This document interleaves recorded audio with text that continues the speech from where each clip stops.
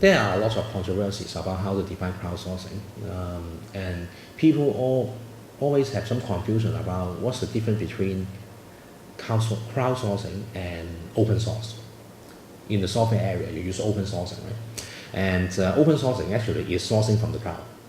And so I would say that crowdsourcing is just a more generic model or generic understanding of open source model of developing software. We try to take this model one step further into the general development of other products and services and try to have a similar model of sourcing in this area.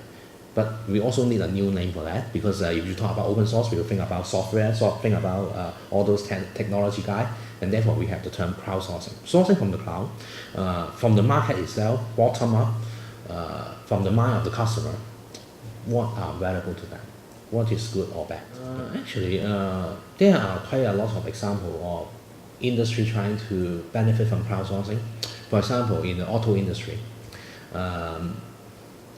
General Motors actually, and other big companies, they try to use crowdsourcing to get new idea into their car design, the new car model. What should be the shape, the style, the color. For example, there is one website actually that allows the customer to log in to have an account and to have that direct input into what should the next car model look like, something like that. And also actually, if you look into other industries such as Harley Davidson, the very famous motorbike, right?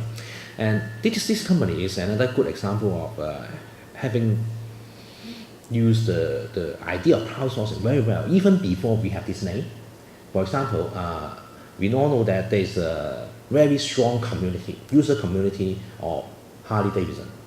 And Harley Davidson, this company is interacting with this community so well that it creates a very strong sense of customer loyalty into this community.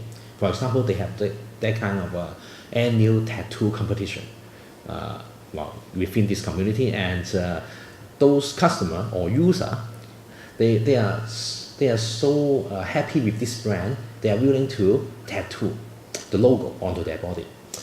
And that's one very good example actually. Segregation of control actually.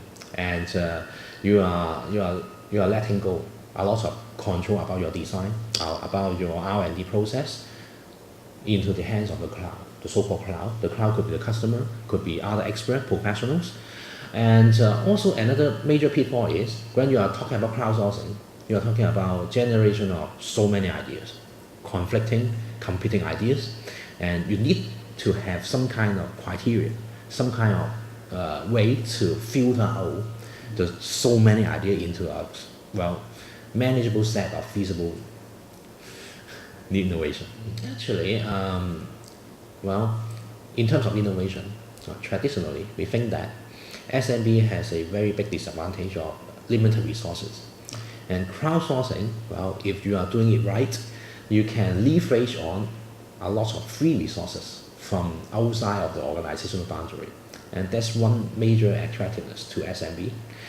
But the problem is, even large corporations with a very large research team looking into this area still find it very difficult to really stir the motivation from the public community to help in the crowdsourcing model. So that's the major obstacle faced by SMB, I think.